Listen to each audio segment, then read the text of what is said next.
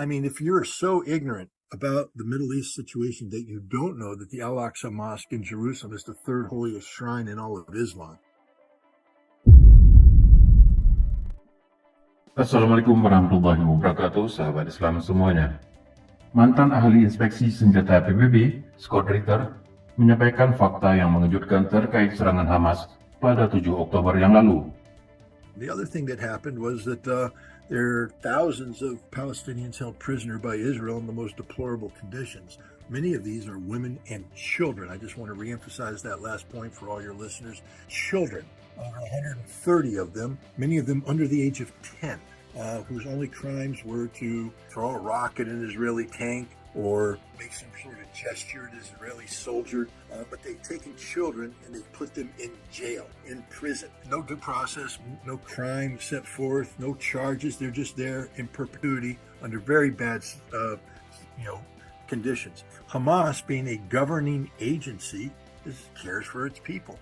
And they've been telling the Israelis for some time now that they need to release these people, and Israel refuses to do it. They continue to arrest more and more and more and more. So one of the goals and objectives of Hamas was to seize hostages for the purpose of facilitating an exchange to free the prisoners that Israel had taken. Israel had in fact taken hostages too, and were holding them over the head of Hamas.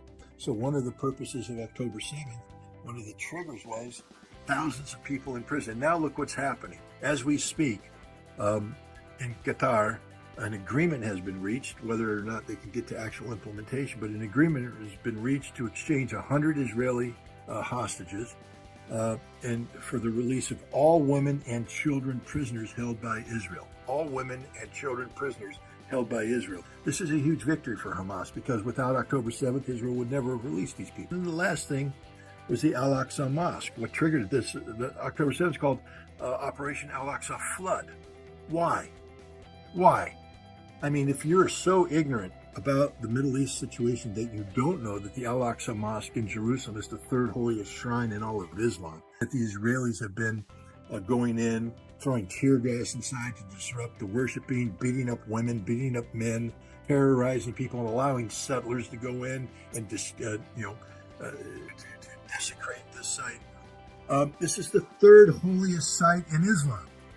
This would be like, allowing Jews to go inside the Vatican and mock the Sistine Chapel and behold, raucous Jewish celebrations there.